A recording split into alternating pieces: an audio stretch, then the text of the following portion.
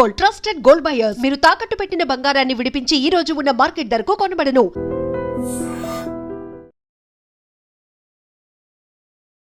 నమస్తే, welcome to iDream media. నేను మీ Jhansi. So ప్రస్తుతం అంతా ఉన్నారు కౌన్సిలర్ ఇంకా మోటివేషనల్ స్పీకర్ నరసింహారావు గారు. సో వాట్ ఈజ్ స్పెషల్ అంటే ఇప్పుడున్న జనరేషన్కి ఒక గైడెన్స్. ఇంట్లో పేరెంట్స్ మాటే వినరు, ఎవరైనా వచ్చి చెప్తే వింటారా? బట్ వినాలి, ఎందుకంటే లైఫ్లో మనకంటూ ఒక కోచ్, మనకంటూ గైడ్ చేసేవాళ్ళు ఉండాలి. కాబట్టి చాలామందికి ఉండే డౌట్స్ ఏంటంటే అసలు మనం దేనికి లైఫ్లో ఇంపార్టెన్స్ ఇవ్వాలి, మన ఇష్టాలికా, సొసైటీకా, పేరెంట్స్ ఇష్టాలికా అని చెప్పి ఈ విషయం గురించి మాట్లాడదాం. నమస్తే సార్. నమస్తే అమ్మా. బాగున్నారా సార్? ఫైన్. సో ఇప్పుడున్న జనరేషన్లో అంటే మీరు కూడా కంపేర్ చేస్తారు కదా, ఇప్పుడు మేము అలా ఉండేవాళ్ళం కాదు, మీరు ఇలా ఉండేవాళ్ళు అని చెప్పి. ఇప్పుడున్న యంగ్ అందరూ కూడా నా ఇష్ట ప్రకారం నేను చేస్తాను, నాకు జాబ్ చేయాలనిపిస్తే చేస్తాను, లేదా నేను ఎవరైనా లవ్ చేస్తే వాళ్ళనే చేసుకుంటాను, లేదా నాకు నచ్చిన కెరియరే చేస్తాను అనేది తప్పు అంటారా? అట్లా చూస్ చేసుకోకూడదా? అది ఇప్పుడు తప్పు కాదమ్మా. ప్రతి మనిషి కూడా తన యొక్క ఆచరణ ఇప్పుడు ఆలోచనతోనే మొదలు పెడతాడు. అంటే ఈ ఆలోచన కారణమయ్యేది ఏంటో ముందు మనం తెలుసుకోవాలి. పరిసరాల ప్రభావం ఉంటుంది, సంఘం యొక్క ప్రభావం కూడా ఉంటుంది, దానితో ఆలోచన పుడుతుంది. ఆ ఆలోచన మీద మనం కొంత ఏం చేయాలంటే కొంత ఎక్సర్సైజ్ చేయాలి. ఈ ఆలోచనతో నేను ఆచరిస్తే నేను ఎంత దూరం వెళ్ళగలుగుతాను, నాలో ఇంకేమన్నా మిగతా ఆలోచనలు ఉన్నాయా, ఉంటే దానికి ఈ ఆలోచన కనెక్ట్ అవుతుందా, లేకపోతే ఇదే ప్రధానమైన ఆలోచన. అది ఎట్లా తెలుస్తుంది అంటే జీవితానికి ఒక లక్ష్యం అనేది ఉందనుకోండి, అప్పుడు ఇవన్నీ కూడా కనెక్ట్ అవుతాయి. ఎప్పుడైతే ఆ లక్ష్యం లేదో ఇవి కనెక్ట్ అవ్వవు. టెంపరీగా అమ్మా నాన్న మెప్పించడం కోసం దాని ఆచరణలు పెడతాం, ఏదో బండి నడిపిస్తూ ఉంటారు, ఆ ఆలోచన ఇంప్లిమెంట్ చేసేస్తాం. వాళ్ళ గుర్తింపు కోసం, వాళ్ళ ప్రేమ కోసం. అదే అయిపోతుంది. వీళ్ళకి యుక్త వయసు వస్తుంది, లైఫ్ పార్ట్నర్ని చూస్ చేసుకునేటువంటి ఆలోచన కూడా మొదలవుతుంది. మొదలైనప్పుడు వాళ్ళ పార్ట్నర్ని ఫిక్స్ చేసుకునేటప్పుడు కొన్ని భ్రమలకు లోనవ్వచ్చు, లేదు తన యొక్క డీప్ సైకాలజీని తను స్టడీ చేసుకొని తనకి మ్యాచ్ అయ్యేటువంటి స్పౌజ్ని తను సెలెక్ట్ చేసుకోవడంలో కొంతమంది నిష్ణాతులు ఉంటారు. ఆ నైపుణ్యాన్ని సంపాదించుకొని తనకు తానుగా జీవిత భాగస్వామిని ఎన్నుకోవచ్చు. లేదు అందులో ఆ నిష్ణాతుల ఆ సమర్థత ఉండదు, ఆ నైపుణ్యం ఉండదు. మొదటి నుంచి తల్లిదండ్రులు మాత్రమే విప్పించే కార్యక్రమంలో నిమగ్నం అయినప్పుడు ఇది కూడా వాళ్ళే చూస్తారులే, నాదే ఉంది అనుకోవచ్చు. కానీ జీవితంలో ఎంటర్ అయిన తర్వాత అక్కడ వచ్చే సాధక బాధకాల గురించి దానికి ఆలోచించడు. లేదు అమ్మాయి ఆలోచించదు. ఆ తర్వాత తన అనే కుటుంబం ఏర్పడినప్పుడు ప్రాబ్లమ్స్ వస్తాయి, ప్రాబ్లమ్ స్టార్ట్ అవుతుంది. ఇవన్నీ ఎక్కడైనా అన్నమాట ఆలోచనతో మొదలైంది. సో మన ఆలోచన ప్రభావితమైన ఆలోచన, నాకుగా వచ్చిన ఆలోచన, ఇది ప్రధానమైన ఆలోచనేనా, నన్ను పూర్తిగా చాలా ముందుకు నా జీవిత లక్ష్యాన్ని చేరుకునేలా చేస్తుందా, అయితే మధ్యలో దీనివల్ల వచ్చే అవాంతరాలు కానీ, అడ్డంకులు కానీ, ఏముంటాయి పరిణామాలు కానీ నన్ను కొంగదీస్తాయా, లొంగదీస్తాయా, లేకపోతే ముందుకు తీసుకెళ్తాయా, ఇంత ఎక్సర్సైజ్ చేయాలి. సార్ ఇప్పుడు పేరెంట్స్ కన్విన్స్ చేస్తున్నారు అనుకోండి, ఒక అబ్బాయిని లేదా అమ్మాయిని ఒకరిని చేసుకోండి, వీళ్ళని చేసుకుంటే మీ లైఫ్ బాగుంటుంది. బట్ ఆ పర్సన్ మనకి నచ్చలేదు, మన కెరియర్కి లైక్ జనరల్గా అమ్మాయిల దగ్గర ఏంటంటే మీరు ఏమి జాబ్ చేయక్కర్లేదు, ఇంట్లో ఉండి వండి పెడితే చాలు అంటారు. అప్పటికే వాళ్ళు బీటెక్స్, గ్రాడ్యుయేషన్ చేసిన వాళ్ళు అయి ఉంటారు. నా క్వశ్చన్ ఏంటంటే ఇప్పుడు ఇంట్లో కూర్చొని వండి పెట్టడానికి బీటెక్ చదివిన వాళ్ళు, డిగ్రీ చదివిన వాళ్ళు మాత్రమే క్వాలిఫైడ్గా మీరు ఎందుకు ఎంచుకుంటున్నారు అని చెప్పి. ఇది మంచి క్వశ్చను. అంటే ఎట్లా అంటే న్యాచురల్ అవుట్కమ్ అమ్మ ఏదన్నా సరే. 10th క్లాస్ కనుక ఫస్ట్ ర్యాంక్ వచ్చింది అనుకోండి, స్కూల్ ఫస్ట్ వచ్చింది అనుకోండి, మీకు యుక్త వయసు వచ్చింది, అది గ్రామ నేపథ్యం అనుకోండి, పల్లెటూరు నేపథ్యంలో ఏం జరుగుతుంది, వాళ్ళు ఈ వయసు చూస్తారు. అప్పటి వరకు ఆడుకున్నా పాడుకున్నా ఏం చేసుకున్నా పట్టించుకోరు. పెళ్లి వయసు రాగానే వాళ్ళ ప్రయారిటీ మొత్తం కుటుంబం, బంధువుల ప్రయారిటీ ఏముంటుంది, ఈ అమ్మాయికి యుక్త వయసు వచ్చింది, పెళ్లి చేయాలంతే. కానీ ఈ అమ్మాయిని చదువుకుంటుంది కదా, చదవనిచ్చారు. 10వ క్లాస్లో డిస్టింక్షన్తో పాస్ అయింది, ఆ స్కూల్ ఫస్టే వచ్చింది అనుకుందాం ఉదాహరణ, లేదా టాప్ 10లో ఉంది అనుకో. న్యాచురల్ అవుట్కమ్ ఆ అమ్మాయికి ఏముంటుంది, హైయర్ స్టడీస్కి వెళ్ళాలి. గుర్తింపు అన్నది ప్రయారిటీకి వస్తుంది. అవును. కుటుంబం గుర్తింపు కాదు ఇప్పుడు. ఇంకా బాగా చదివి ఇంకా బాగా చదవగలను అనే గుర్తింపు పెంచుకోవాలనే దాంట్లో ఉంటుంది.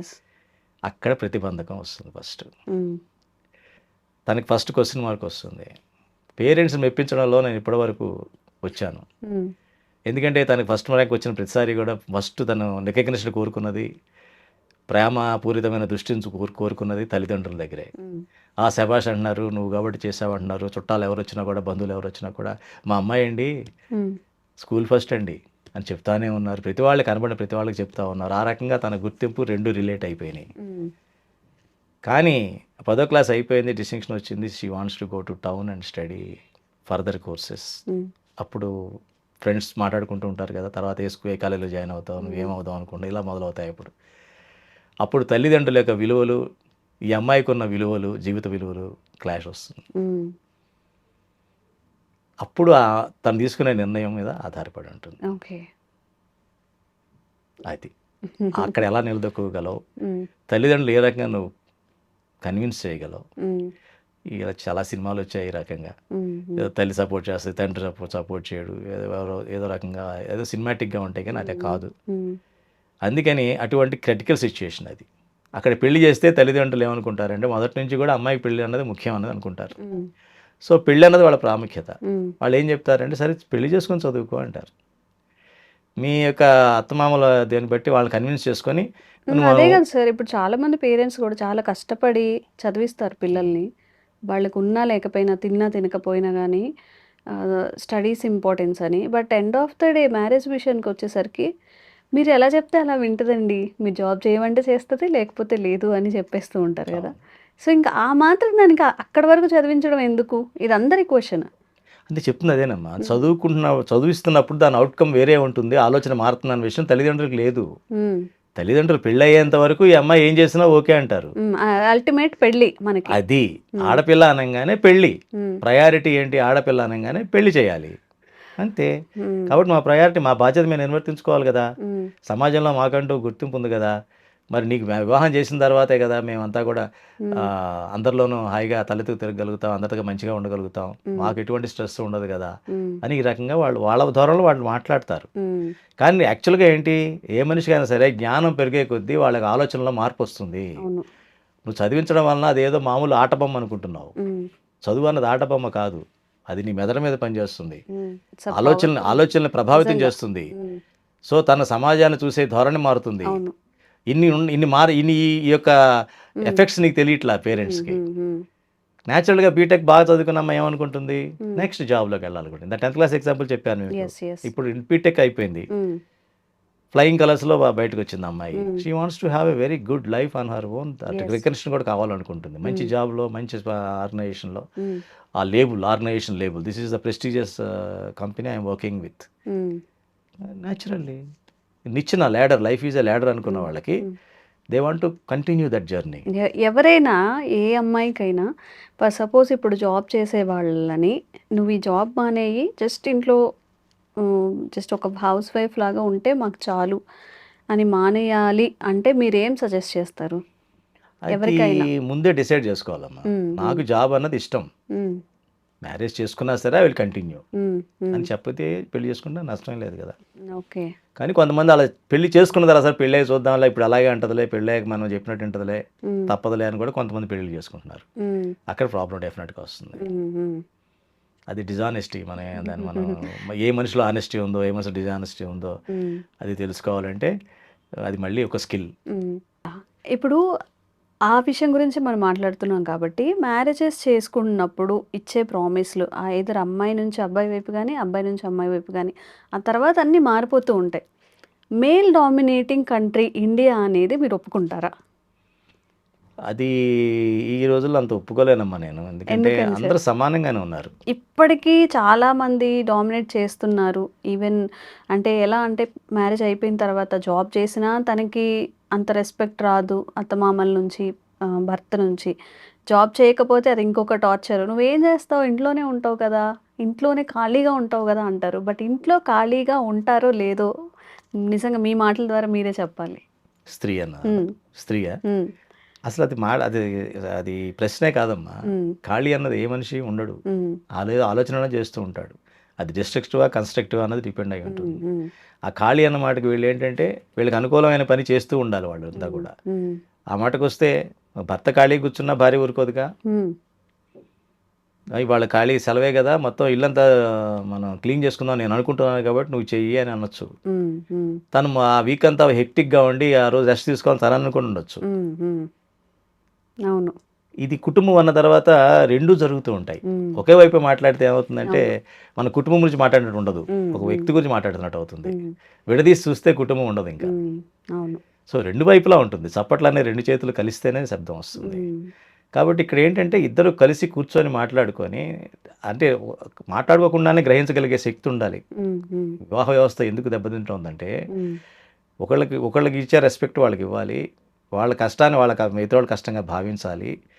గివింగ్‌లో హ్యాపీనెస్ ఉందని ఫీల్ అవ్వాలి. హ్మ్.